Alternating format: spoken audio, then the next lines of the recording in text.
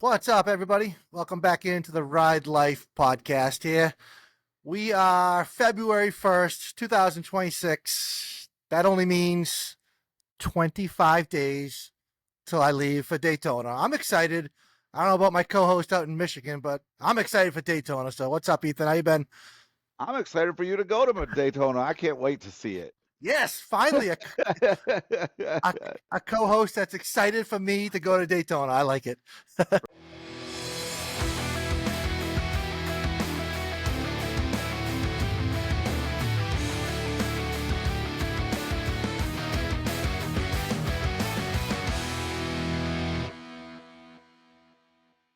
Right. Heck yeah, man. I can't wait to see the wheelies across the bridge. I can't wait Uh, to I just I want to hear about it, man.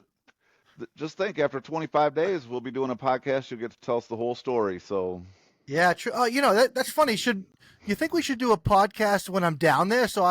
I'll get there on Saturday, and then Sunday, I'll be going to shows and stuff. But Sunday night, if you want to do a podcast, I can bring my stuff, and I can do a podcast right from my Airbnb. What do you think? sounds good to me. All right, yeah, maybe we'll do a live. It won't be live, but it'll be yeah. We'll just keep the weeks keep the consistency going for the Ride Life podcast. I like it. You won't be cold in your garage, that's for sure. You got a garage in your Airbnb, I don't think so, but it's Florida. It better be warm. right? Is there a Uh, pool? no, I don't. I mean, the Good place Lord, did you what are you you in the hood? I'm a biker, man. I'm not going swimming. I know, but it'd be really cool if you did your podcast and you had all you guys' bikes around the pool or something in the back. And Yeah, that would be cool. I I'll try to incorporate the bikes just for you, okay? all right, all right. But yeah. So what I was gonna say is the place we stayed at for the past 15 years had a nice pool, jacuzzi, and I didn't go in it once. Maybe because it was like a shared pool, so everybody in the condo could go could go in. So I'm a little self conscious of my body. You know what I'm saying? Oh, that's hilarious. Yeah. Yeah, yeah. Maybe if I went to the gym every once in a while, I wouldn't be, but I'm not a gym guy. Oh man, you can go to the gym or you can just be fat and happy. Exactly. And I mean, all the things I like to do doesn't require my riding Harleys and playing golf. So Oh, I I'm didn't even know you was a golfer. oh yeah, I'm a golfer. That Oh, Yeah, summertime I golf and ride a lot, so you'll see. all right. But Can't wait to hear all about it. yes. So Are you taking clubs to Florida? no, I'm not that much of a golfer. Oh, okay, all right. Yeah, yeah. When I go to Daytona for Bike Week, it's all about bikes. Well, that kind of leads into a question I was going to ask you tonight because I I heard man, can't remember where I heard. Was it another podcast? I heard it, and they said, who are you outside of Harleys? Like what hobbies do you have? What do you do? So I mean, obviously you golf. Yeah. That's actually a good question because most of our podcast listeners they know me, they know I'm a golfer, a biker, and used to be a truck driver. So now I kind of don't really do much for a job, but but I do work with my neighbor and I make some cash so I can have bike parts. But that's a good segment. We should do a get to know the co-host of the Ride Life podcast, Ethan. So, do you have Right. any other? Do you have any other So, hobbies? I do. I shoot guns. Okay. Um, I do a lot of the like speed shooting type stuff. Square bay. All right. Um, the USPSA. So I it's just hard to work that in with between work and riding, it's you really have to for me, I'm working 60, 70 hours a week, so it's to try to fit another hobby in is just tough. Yeah, I agree. And so I really when I'm doing the bike thing heavy, it just doesn't it just doesn't really fit into my schedule to do the shooting thing. So, Yeah. but I love to do it, and So Michigan, what are their laws like up there for guns and stuff? Because I was raised and born in Massachusetts, and their gun laws were horrendous. So I never had a gun.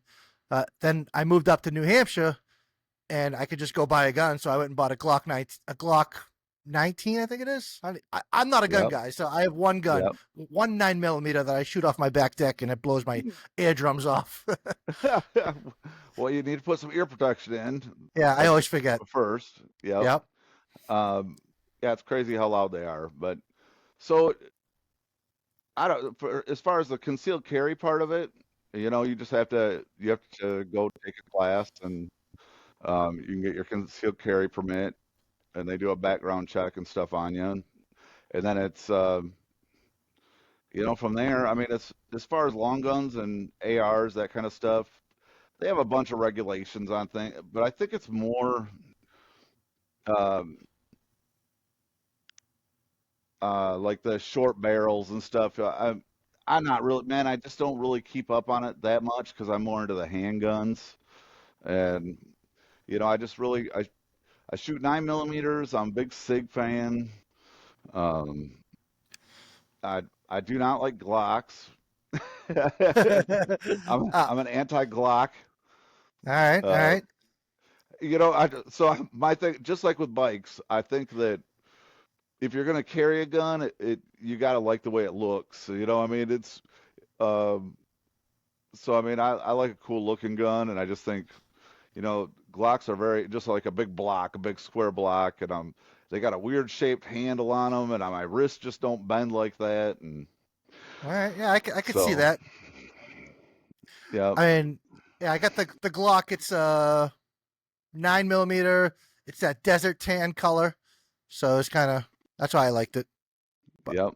I'm not a gun guy, so No, they're just everybody knows the name, and I mean, you cannot beat the versatility of it. I mean, there's so much aftermarket for the Glock. There's not another gun there's more aftermarket for, yeah, and I mean, it is definitely the American choice. So, yeah. I mean, I don't know if you know this or not, but the Sig Sauer plant is literally maybe 3 miles from my house. They just built a huge hmm, building, a new headquarters and stuff right down the street from my house. So, yeah. but, Well, uh, I can't ever carry coming to your house because I got to cross into Canada, and then I have to uh, go through New York, and yeah, so concealed carry is not really an option. yeah. No, I don't think you'll have any trouble at the barbecue this year. So, Right? Yeah. I'm hopefully I'll be safe. yeah. If not, my bike's fast enough. I should be able to outrun Oh boy, yeah. them. You and your new bikes. Right, right. Uh, My new old bikes. yeah, but oh man, you got me thinking like that lowrider S you sent me today. What was it? 2022? It's 2022, and so what I want to tell you about that is in 22, uh, ABS and stuff was an option. Oh, okay. So you can find them. I don't really know what that one had. I wanted to get it on your mind so we could talk about it. But it was, I mean, so $13,000 because you kept saying 7,000. So, like 7,000 from the 19,000 from a new lowrider S to an ST. But I mean, when you're talking about a 22 and getting it for $13,000, which you could probably get it for 12. I mean, there's a bunch of them online. So, There is. um, find one with no ABS, and then you don't have to worry about that. And I mean, $12,000 now, $7,000 has you at 19,000. Um, and you'd be surprised. Well, you have me, and I have a lot of extra parts, and not everybody has that. But I mean, for $7,000, you can do a lot. I mean, you think that the fairings and stuff are super expensive, but I mean, to go out and get an Advent Black fairing, it's super expensive. well, But cause to get a well, cause it's color matched, right? well, Yeah, but I mean, even if even if you're just getting black, it's still I still think it's like $1,000. And then once you add the color match and stuff, it's another, you know, $500 to $700, which it only makes sense to have them do it. I mean, if you're gonna get it color matched, it I think it's way cheaper in the long run. And body shops, again, they're like drug dealers, you know. I mean, they're there when you show up with your parts, and then all of a sudden you can't get a hold of them again, and they're, you know, 2 weeks goes by and they haven't done anything, and um, it it's just crazy. It's crazy. That's why Yeah. when I find these companies with um, you know, that answer the phone, and they help you and they answer your questions, and they, I mean, I try to go back to that company. I want to support that company. Oh, for sure. Customer service is huge. If you can get someone on the phone and actually talk about the part that you just bought and they actually know what you're talking about and kind of can help you through it, or, anything in that realm of stuff. Yeah, I agree totally. Yes. Yeah. Um, what was I going to say? TCMT. A lot of people talking about them. That after you mention it, those fairings. Yep. They sell wheels too. Do they? Yeah, because my buddy sent me a text. He said he bought his wheel for his bagger from TCMT, which is pretty cool. Huh. Yeah. I no I so so I'm again, like, I like them for their little things, just like Pozoma, and you know, I mean, for their little things. But when it's stuff that, you know, my life depends on it, I'll probably get the name brand. Yeah, I agree. I agree. Because who was the bogey biker? The, you know, that one of his buddies there is building the lowrider S, and he's making an ST out of it, Yep. and I think he got the Pozoma risers, Oh, and supposedly, you know, he's like, they are heavy duty, they're great. Hey, that's awesome. yeah. Well, you mentioned Bogey Biker. It's funny. He's going to be flying into Daytona this year, so I'll be hanging out with him in Daytona. Oh, nice. Yeah, because my buddy Brian is bringing two bikes because Jack Bogey Biker is flying in, so Brian's bringing an extra bike for him to ride. So that'll be pretty cool. Talk to him, hang Is out with him. is it an FXR? Brian from the Upshift podcast, which he hasn't put out a podcast in a while, but he last year in Sturgis he bought a brand new Sturgis edition Fat Boy. Oh, okay. So he's got that bike and he's bringing his FXR. Yes. So what does it look like? Is it that Gray Ghost one, or is it? Nope. So do you know what the Sturgis? So I think in 2025 they did a Pan Am, they did a Fat Boy, and maybe something else. It's just a black paint job with red pinstriping that says Sturgis on it. So I don't really. It's just a looks package. So it's nothing to do with the motor. It's literally just a black paint job with Sturgis edition on it. Okay. Yeah. All right. So he bought the Fat Boy, which I think was like a one of one, to be honest with you. So, Okay. or it could have been maybe five of them, but they didn't make many of them. I know that. Oh. Yeah. All right. Yeah, I had no idea. Yeah. Never even heard of it. Yeah. So glad. Good. I'm glad I So. could teach you something on the Ride Life podcast. uh, well, so what else you had going on? Did you paint that fairing? Hold on a second before you go. I think your heater's on in the background, and it must be loud over there because you're being extra loud. So, but you're not that loud. It's not loud. I can't hear it. Oh, okay. Yeah. I'm not. I've had. Okay. Yeah. No. Nobody can hear the heater. I'll be able to edit that out at the end anyway. Yeah. So don't worry about that. But so no, I have not painted that fairing yet because it's been so goddamn cold. Like I don't even want to come out in the garage. uh, just turn that heater on hours before you go out there. Yeah, exactly. But Edwin, my buddy Edwin's coming over this week, and we're gonna work more on his dyna, and we might do some test sprays. So Well, that's not it right there behind you. Oh yeah, you can see that right there. Yeah. No, no, that one straight back behind you. What's the one straight back behind you? Oh, that's a secret bike. So Well, it's not really a secret if it's right there in the open. I can see the whole thing almost. so that is Rowdy Rebels waffle raffle. I'm so used to saying waffle. uh, it's their fourth bike that they're giving away. So that is a 1999. I think it's actually a wide glide. It started out as a wide glide, but it's a 1999 Dyna, and it's got Bassani exhaust, Thrashing Supply risers, bars, chrome everything. It's got lowrider wheels, 2017 lowrider wheels. It's Oh, got a nice. Memphis shades fairing. It's got 49 millimeter front end. I think it's a lowrider S or lowrider triple trees. So it's got some stuff done to it. It's a pretty cool bike. Okay, can you slide over just a little bit so we can see that front end? Yeah, you see it? No, your chair's in the way. But oh yeah, yeah, yeah. It does. It is pretty raked out. So there's Yeah, yeah, yeah. yeah, It was a wide glide, and that paint is it's all hand done. I don't know if you can see the Harley Davidson logo, but that's not a decal. That's actually painted on. nice. Saddleman seat. It's a pretty cool bike. It's comfortable. So yeah, that is. I think it's live right now. If you go over to Rowdy Rebels on Instagram, it's live. $65.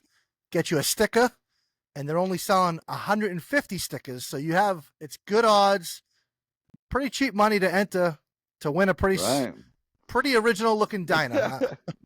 Yeah, $65 Dyna. Heck yeah. Yeah, and like I was Sign me telling, up. yeah. Well, go. Do you have Venmo? Are you that kind? Are you a Venmo person? Do you have that? No, I'm not a Venmo. Oh God, do you have PayPal? Yes. Okay, you can PayPal them, I think. All right, we're good there. Yeah, we'll figure that out after the show. But yeah, Well, raffle bikes are becoming a thing, and I'm I don't know. Me and Zach, who's from Rowdy Rebels, we've been talking. We might be collaborating with something after this bike goes. He does this one. We might be doing something together. Maybe doing another raffle bike or something. We're gonna do something together. So stay tuned for that.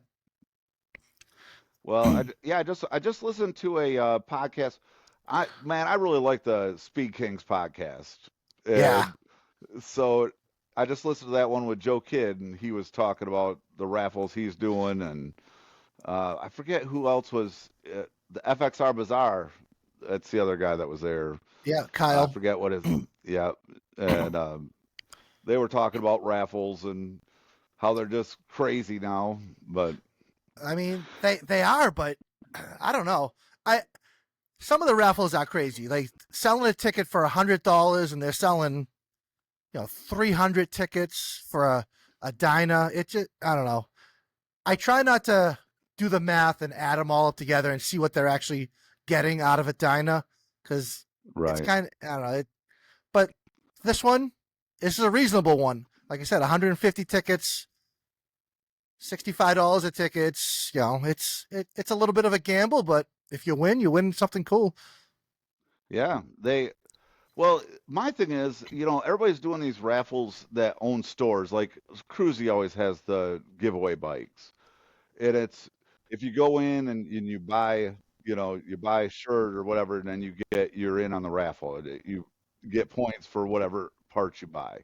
Yeah, But there's no limit to how many people get in on this. So, but you're not really buying a ticket that way. You're buying the parts you probably would have already bought anyway. So, yeah. So yeah, if you're looking to buy a T-shirt and you're gonna get into the raffle, that's fine. But like you said, there is no limit. So I mean, how much are they actually making on that? But I don't know. I mean, good for them, right. Yeah. but uh, I don't know. I think It, raffles are a good thing.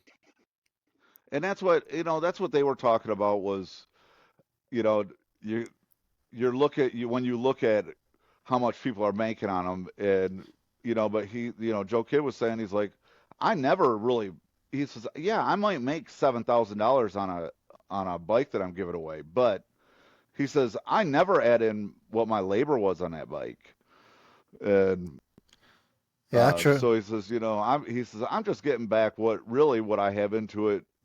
He says I want my friends to win. I want to. He says I'm excited for the person that wins. I like him. I like him. Oh, He's pretty raw. have you ever listened to the Fast Life Garage podcast where I forget who's on it? I think it's Texas Performance, Mark from Texas Yeah. Perform. So he won a bike from Joe Kidd. Yep. Did you listen to Oh, that? All right, yeah. so Yeah. Yep.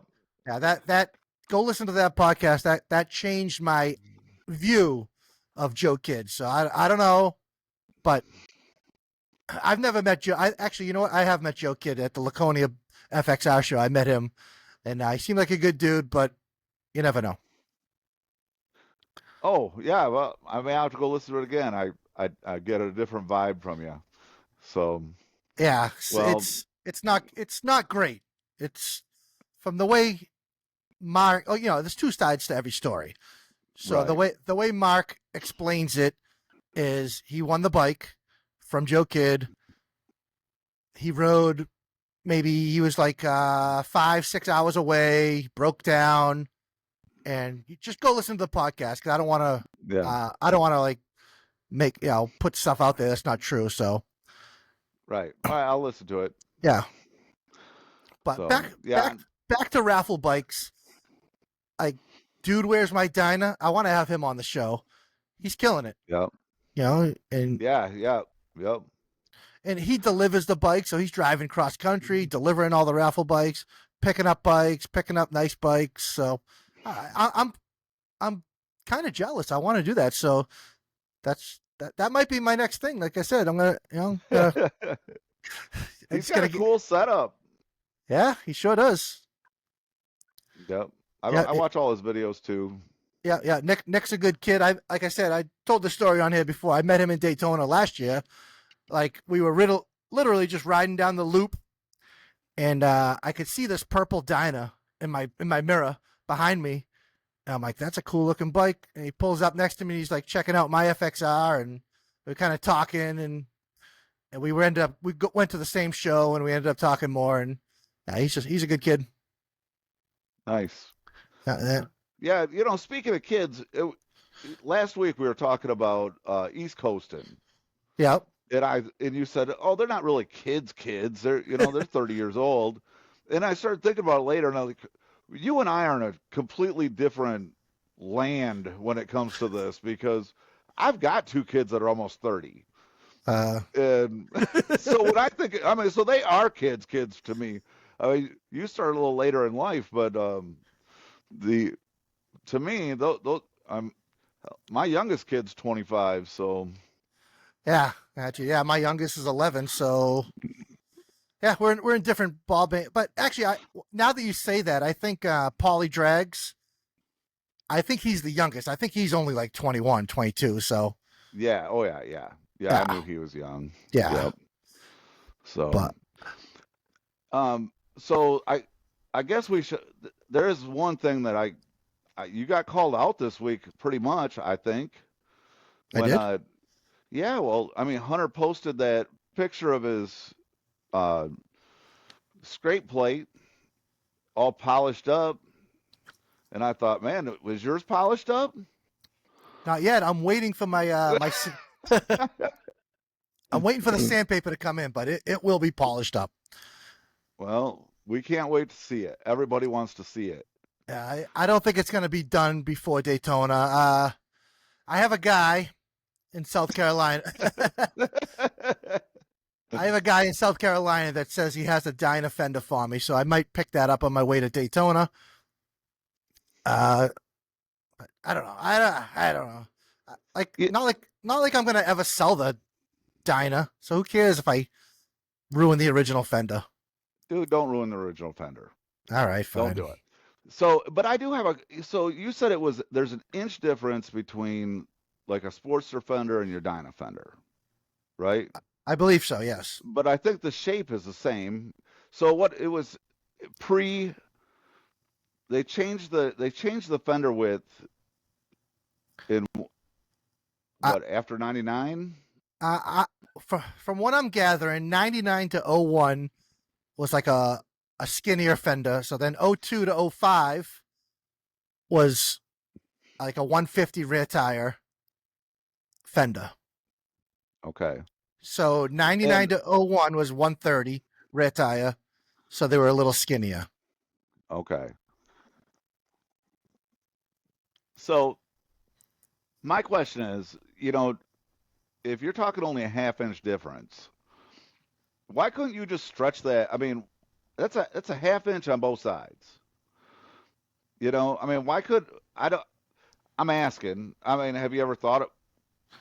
Because it seems like if you could get a Sportster fender and throw that on there and just stretch it, I mean, a half inch ain't nothing.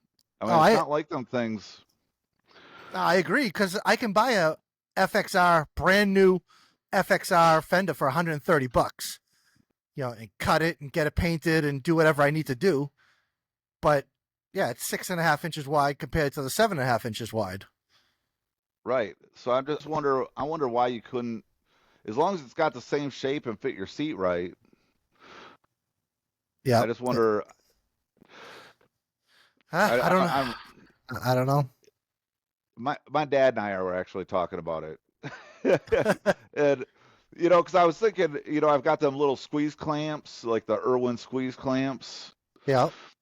and I'm like, man, it just seems like you could grab onto each side of that and grab onto your strut and pull it right out and put your bolts through, and Oh, I'm sure you could, but I don't know if that would make it look funny. I, but I bet you nobody would even notice. I So bet you nobody would notice too. And I mean, just because I got on Facebook and was looking, and I mean, there's tons of sports offenders, and there is. so, and then I wanted to reply to a comment that we got on the last video about the $10,000 bike and how Harley does need to uh, put out, that $6,000 bike, Yep. Yep. and so I was. Go ahead. No, I was just say, hold on. We're gonna get to that comment in a second. Let's just Okay, all right, all right, all right, all right, all right. let's just finish off the fender talk. So I'm holding off to put my subframe on the Dyna till after Daytona. Hopefully, I'm gonna find a fender in Daytona at the swap meet. That's what I'm thinking. And if I Oh, don't, is there a big swap meet there too? oh, huge swap meet. Okay. Yep. And I've gotten plenty of parts from there before, so it's a huge swap meet. So maybe I'll find a fender, maybe I won't. Maybe I'll come home and just cut the original one, make everybody mad. No, you're not. You're not. I don't really. I've ruined enough original stuff in my life. I don't really at this point. Whatever. What's another fender? But all right. So yeah, we'll So get. so with the FXR, with them having that down there, so with the FXR, is the original floorboards. One of my friends was telling me that if you get a police bike with the original floorboards, they're worth a ton of money. They are. They are. Yeah. Okay. So All when I right. when I first got my FXR, someone the previous owner tried to make it an FXRP. So it Right. had the RP struts on it, which makes the rear shock like go straight up and down Yep. because it's hidden by the bags. It had the floorboards on it, and I think that's about it. So I took the floorboards off because they were like forward controls. I put mid controls on it, and I sold those floorboards and the floorboard mounts for about I think $450. Okay. So, All right. but Yeah. So one of my buddies has a frame, and well, I mean, it's kind of a roller. That he's got the motor for it, and he's got a bunch of parts, but nothing's together. Which, I mean, that don't really bother me. And he was saying, man, just them floorboards are worth a ton of money. And so you thinking about buying an FXR? oh, it's just a frame. I mean, and he's one of my friends. It ain't going nowhere. I mean, it's not for sale. Yeah, yeah. You know, so it's not like he's posting it for sale. And Gotcha. I feel like I feel like they want too much for it for what it is, for what I see online. The one thing I do like, it's either got the 9 spoke or the 13 spoke wheels on it. Yep. And it seems like a lot of them that I'm finding online, yeah, you can pick them up for 3,500, 4 grand, but they'll have spokes on them. And, so if I go out and try to find a set of them 13 spokes or 9 spokes, they're $1,000. I mean, it's just crazy right now. I know. There is a set of 13 spokes on Marketplace right now for $500. He just dropped the price. They're the blonde ones, are pretty decent. But yeah, the 9 spokes and 13 spokes have taken off for sure. Yeah. Well, you should pick those up. That seems like it could be a moneymaker for you. I know. I mean, powder coat them black, throw them back on there Yeah, for right. 1,000.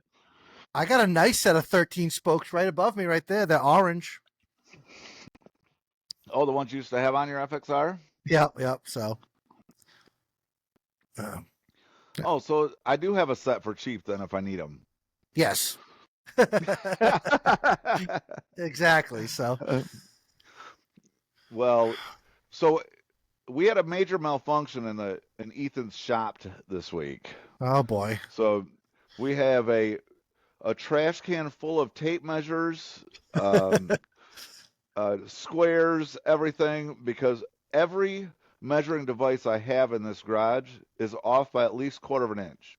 Uh, Because it don't matter how many times I measure something, when I drill it, it's going to be a quarter of an inch off or an eighth of an inch off. Just barely see the hole in the bottom of my. It's like, are you kidding me? It's just nuts. yeah, that you got to be precise. You got to be precise over there in Ethan's garage. Right? Holy smokes! It's just been nuts.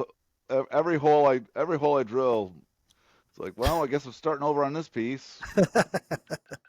So, where And are then, you? Where are you in your current state? I don't see a frame behind you anymore. Is it on the ground? Did you throw it away? What happened?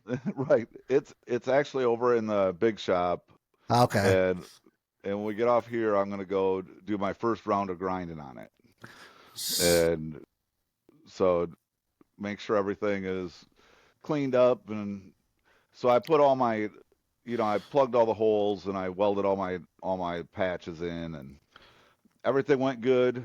And so a big issue I've had is seeing. I have a hard time seeing while I'm welding, and I found out this week that I've always said I can't believe a Lincoln welding helmet is $400. How can it be, worth $300 more than what a Harbor Freight one is?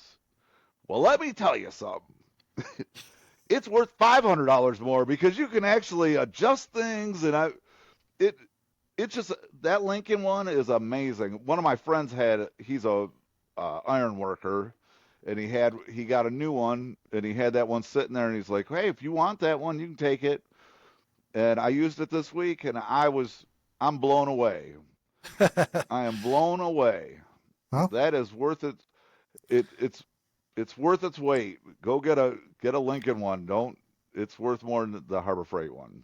all right. Good to know. It, I'll look into that.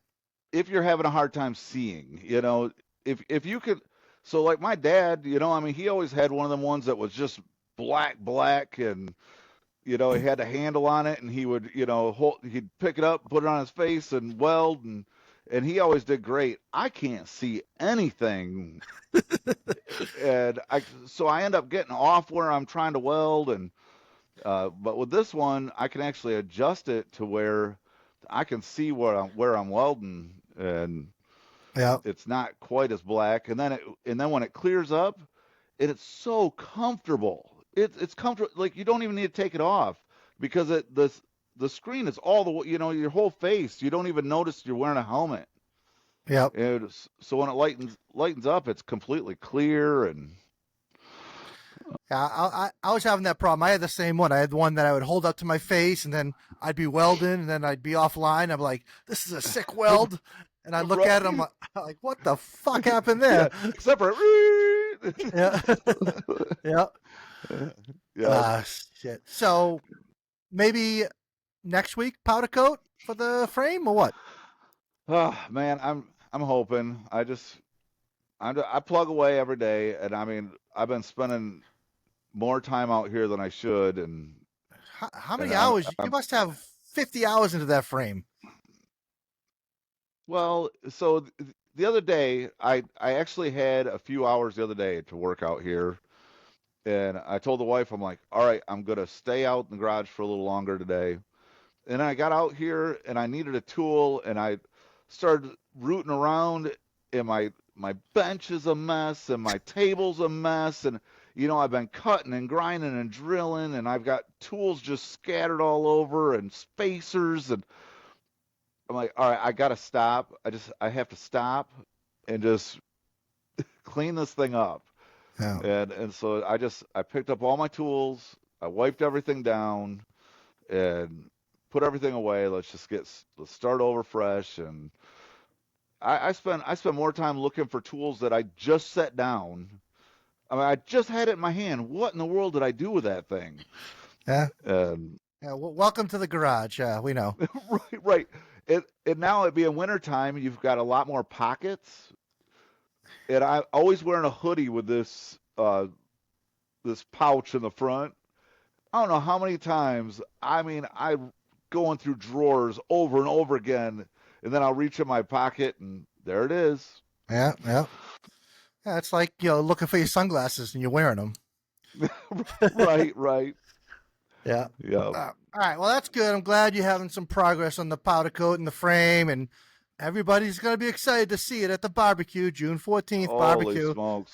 So we're gonna. Stop putting so much pressure on me. Wow. Hey, you need a deadline. You can't just be out there making everything perfect. You got to have a deadline. June 14th. We need to see that bike here. No, it needs to be perfect too. It does. It I does. mean, it All needs to be there on the 14th, and it needs to be perfect. right. I agree. So So all right. once it goes to powder coat, and I get then everything's going to start.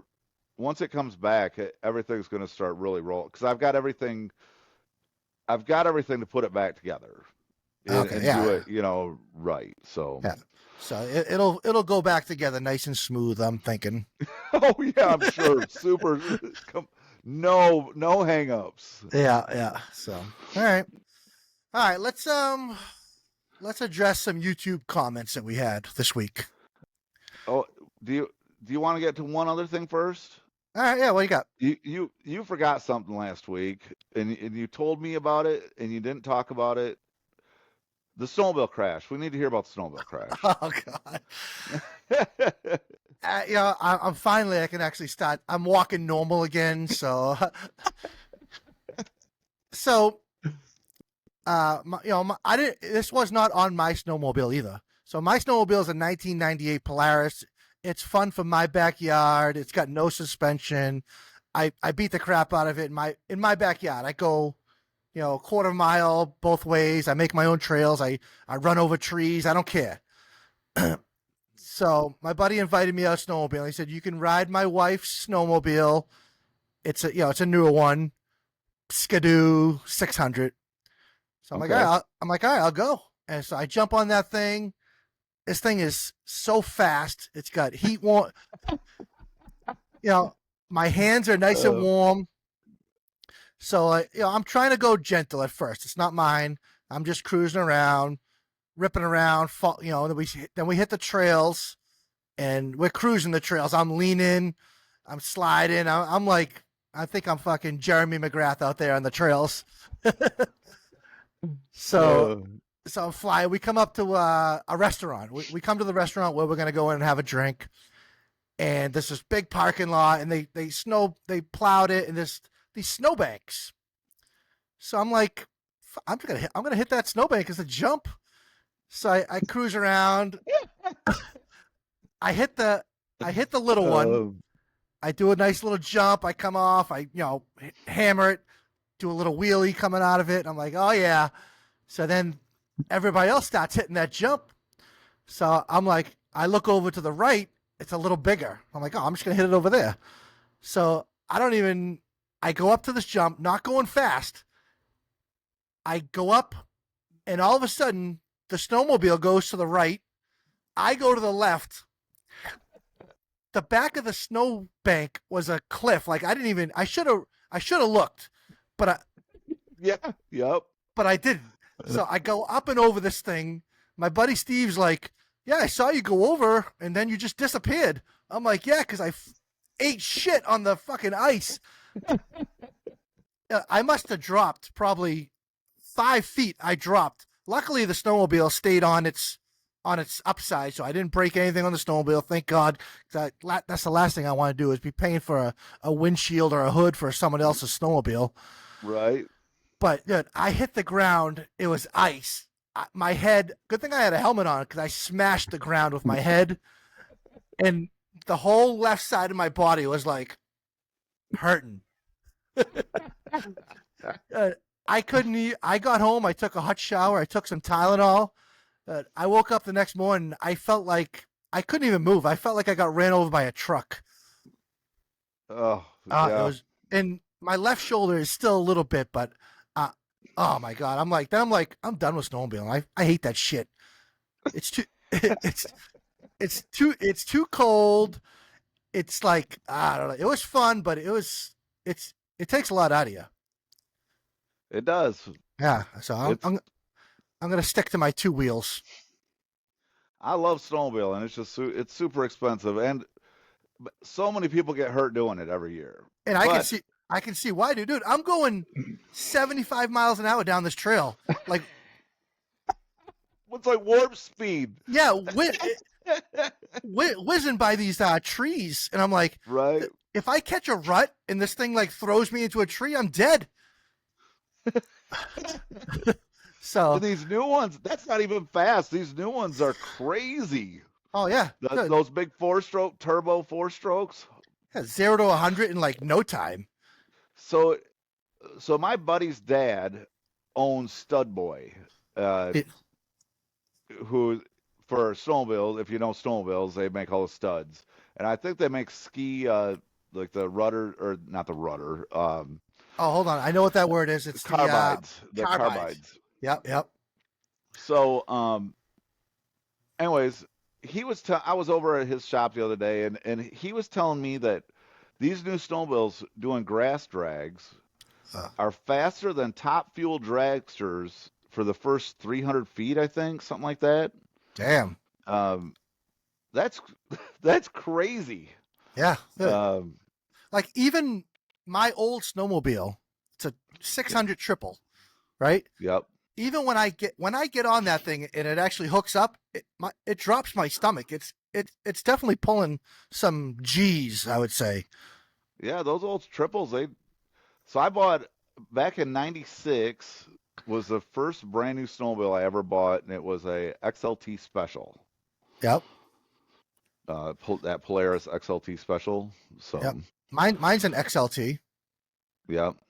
So I think they call it the wedge style. Does that sound right? It was the first year of the long, like at the time it was the long suspension. Oh yeah, the long, yeah, because on the side of my snowmobile it says extra 10 or something.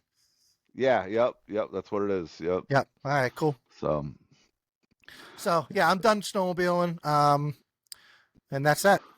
Especially before Daytona. Good Lord. Good. I can't get hurt before Daytona. We got 25 days. 25 days. Now's not the time to be doing anything new. No, I'm going to wrap myself in bubble tape and stay in the house. Shit. That's funny. But, yeah, so we got that out of the way. I'm so glad you brought that up. Thanks for reminding me of that crash.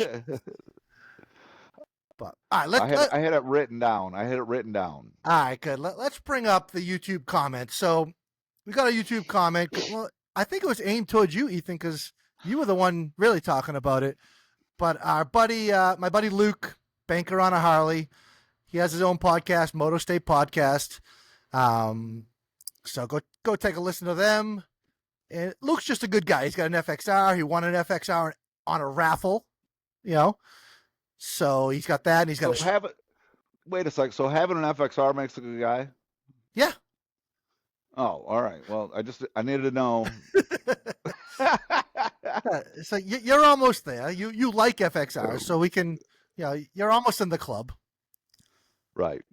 Um, but anyways, Ethan was talking about Harley Davidson not needing a cheap ass bike for everybody to own a Harley Davidson. And I kind of agree. Like Harley Davidson doesn't need to come out with a $6,000 bike so everybody can get a Harley. Like um you don't see friggin' Porsche coming out with a $30,000 SUV or $30,000 four-door car or anything, right? Right. Right. So I don't Yeah, know. they don't have the economy Porsche.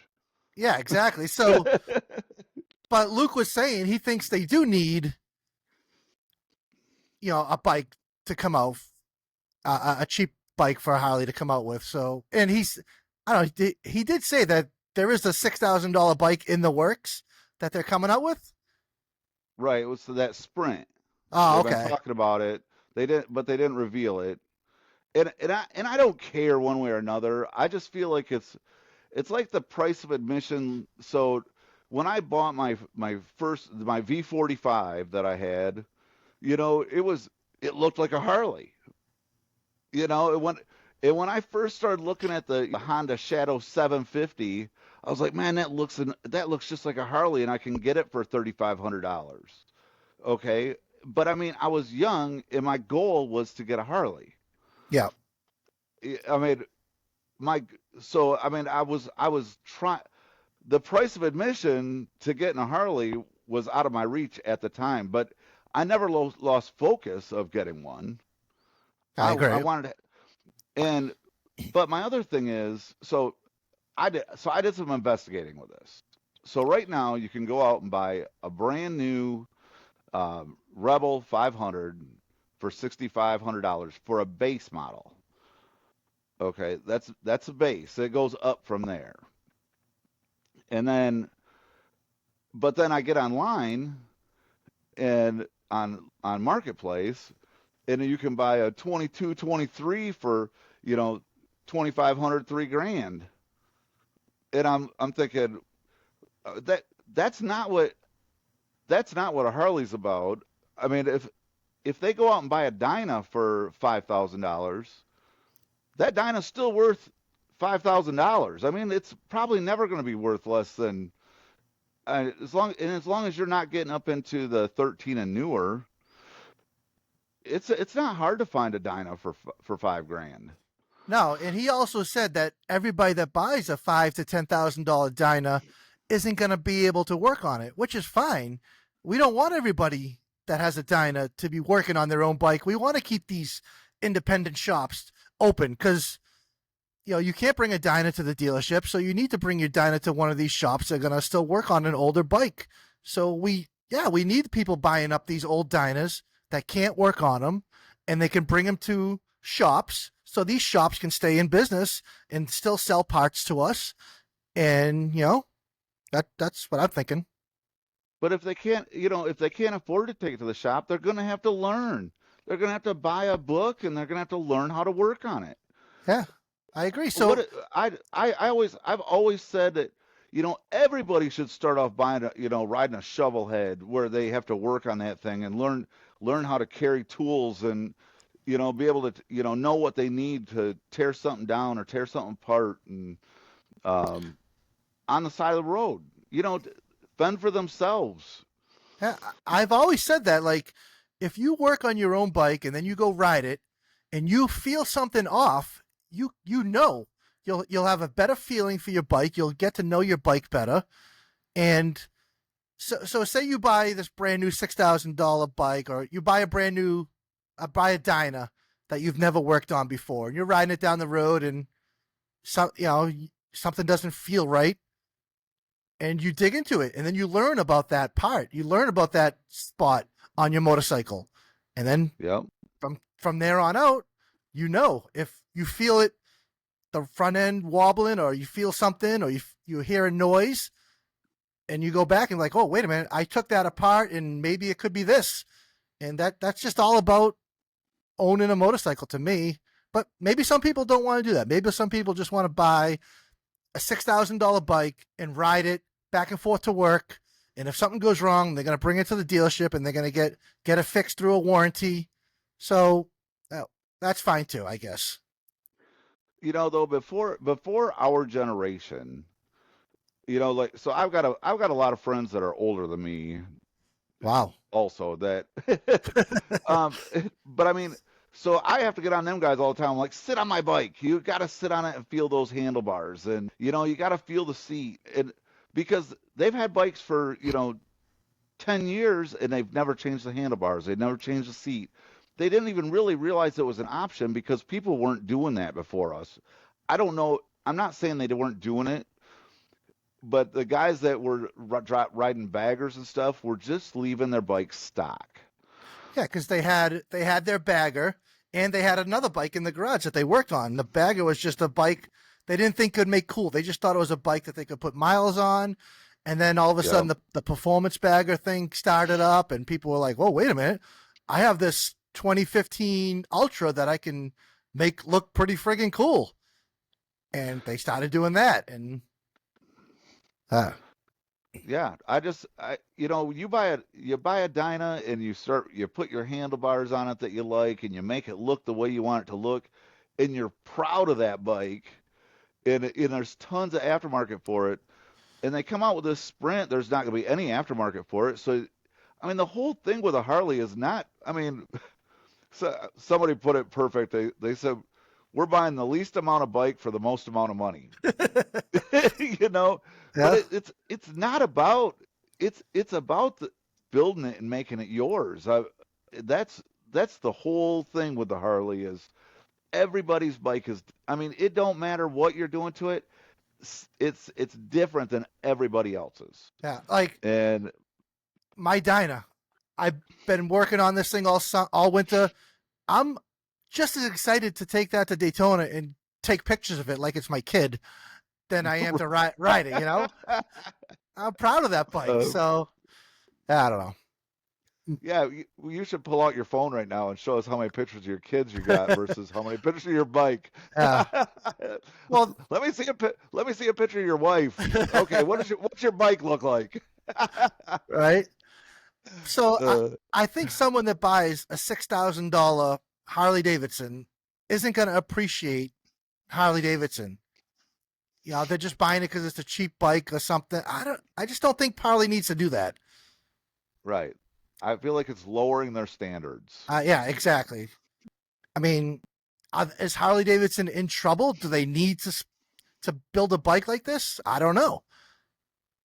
But I don't think it's a good idea. I know over in Europe they have bikes that we don't have, and so like when I was over there, they still had. So I think they're still doing the fat bobs over there. Um, what's the other? What was the first one with the oddball bags? I can't. The It was the first one of them clamshells that came out, and it had that little crazy fairing on the front. It looked like a little tiny street glide fairing, Yeah, it was a Sport Glide. sport glide. Yep. So when I was over there in Poland over Christmas, they had a brand new sport glide on the floor at the Harley dealer, and I mean I was like, holy smokes, they're still making these over here, and it's not even an option to get one here. Yeah. And The Sport Glide was such a cool concept. They just they put forward controls on it. They did some oddball Right. things that nobody wanted, so that's why I think it just didn't take off. And right. because that little fairing was kind of cool. I thought that could have been like the next like quarter fairing or something that people put on their diners or something. But it just didn't take off. I don't think they ever ended up making any aftermarket for it. Maybe that's But what it was. where I was going is, so I believe that like over in China, that area, I believe they have Harleys over there that are the smaller displacements. Yeah, they might even have different laws over there too. So I don't know.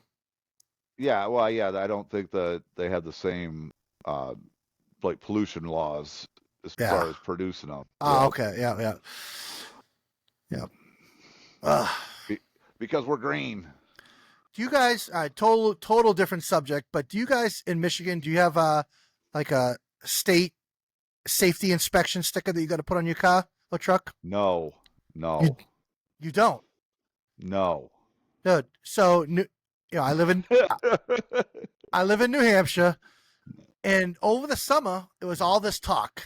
They're getting rid of inspection stickers. No more inspection stickers. I was like, sweet. Um, because that's kind of a waste. It's just a money grab. But what Right. I don't want to get into that stuff. But so I was like, oh, this is gonna be sweet. I can finally drive my Mustang. Not that not that my Mustang won't pass inspection. It's just a pain in the ass. I gotta go there and they're gonna find something stupid and I don't know. It won't pass emissions. It doesn't have to because it's older. Anything Oh, okay. anything older than 1995 doesn't have to pass emissions. It's pretty much Okay. just a safety check for that car. Okay. But anyways, a few days ago, some judge, a federal judge, put a hold on it. So I don't put an injunction or whatever. I don't even know these big words. But anyways, the judge pretty much said, no, New Hampshire, you still have to get inspection stickers for now. And so New Hampshire's going crazy right now. People are like, I'm not getting a sticker. Some federal judge isn't going to tell a state law what to do. And so it's kind of a mess right now in New Hampshire over the inspection stickers. Do they have inspection stickers in Boston? And oh yeah, definitely Massachusetts. Yep. Okay, all right. So Yep. so Mass. So I thought that all them states were so little they just call them all Mass. Oh my. Did you really just say that? Oh my god. No. Massachusetts, New Hampshire. Well, so it's New England, Right. but Oh, Massachusetts, New Hampshire, Connecticut, Rhode Island, Maine, Vermont, they're all different. They all have different laws. not much different. Well, yeah. Well, between Massachusetts and New Hampshire, like I said, Massachusetts, it's really hard to get a gun, a permit to carry one. In New Hampshire, you can just go buy one. You just need a license. You just go buy one. Well, right, but I mean, you still have to have a. It's not an open, or you guys don't have a what's it called, free carry or open carry, We like might, we might. I don't know. Oh, I don't know. But anyways, the inspections thing is just really pain in the ass. Like yeah, there's more states without inspection stickers than there is with them, I believe. right, for sure. Yeah. So Yeah, so I mean, do you have to have an inspection sticker on your bike too, or no? yeah, you're supposed to get an inspection sticker on your bike and your car every year, once a year. So so that means like me getting rid of my anti-lock brakes would be illegal. Maybe I don't know. Well, you Um. can't have any lights on. You can't have any. Oh, that's true. Yep. Yeah. Any lights on your dash, you automatically fail. Right. So it's like you could have an O2 sensor out that costs $1,000 to fix, and this guy needs to get to work the next day and needs to go to work, but he can't now because he's got, he failed his inspection. So if he gets pulled over, they're gonna get him a ticket, and it's crazy. But Well, all right, which they don't, by the way, but what? I mean, O2 sensors don't cost $1,000 Well, unless you got to change the whole exhaust. if you But go to anyway, I know it was just you were just making a. if you go to a shop, I Yeah. had to change the O2 sensor on my F-150. It friggin' took me all goddamn day to get that thing off. So Oh man, so in Texas we had them, and then but they always had like one car that sat in the back that was like their test car, and that's how you passed it. I mean, so you paid them double what the so if I think at the time like it was like 100, they charge you like $165. They would run the other car on the inspection, put all your information on it, they pass it, and you're good to go. yeah, It's see, like I had a big diesel truck that was all deleted, and yeah, see, that's what I'm saying. Like, up here in New Hampshire, if you know a guy, you're gonna get a sticker no Right. matter what. So it doesn't. It's just all right. We're not talking about that. We're talking about motorcycles. But it's costing you double. Yeah, but even with your motorcycles, I mean, that sucks. Yeah, Yeah, no. yeah. But oh well, We're already it's. paying enough. I agree. It's nice and toasty in my garage now. My heater just shut off, so that must mean it's 50 degrees in here. Awesome. Yeah. I think mine's probably down to 50. Lord. Oh shit. All right, man. Well, We had a heat wave here. It's 22 degrees today. oh god, yeah. Dude, it's been so cold here. It right now it's let's see, 25 degrees out right now, and Yeah. yeah, it's not good. But all right, man. Well, I'll let you get back to your grinding and stuff. We've rambled on about motorcycles and inspection stickers, and people commented on our I YouTube. don't feel like we got anything. Yeah. We just rambled tonight. Do we ever get anything accomplished? Yeah, well. Oh, wait a second. Hold on. Uh-oh. I have been making all these brackets. I am still on my first DeWalt cutoff wheel. Really? Dude, I was thinking today, it's not dangerous. You know, it's always like a little sketchy with the Harbor Freight ones because they'll just explode once in a while. You know, and the things go flying. Yeah. I mean, this one, it's caught a bunch of times. You know, ripped the thing ahead onto your hands. Still on the same one. Wow. On the same one. I've caught all my brackets off one. All right. Well, I'm gonna send an email to DeWalt, and we're gonna get them as a sponsor. Right. Yeah. Oh, speaking of, but we want to get some guests on here, so I'm gonna reach out to some people, try to get some guests on. I'm getting sick of talking to just Ethan, you know. Yeah, it's just not working out. We're running out of things to talk about. Yeah. Right. Oh shit. All right, man. Well, that was a good show. Thank you, and the Ride Life podcast on Instagram, the Ride Life Ethan, the Ride Life Brian. Go check out our YouTube channel. We're going to be putting up, try to put up some shorts, some stuff in between. Ethan's got some good stuff going on his YouTube channel, so go check it all out. Support us. We appreciate you guys for listening, and we will see you next Tuesday.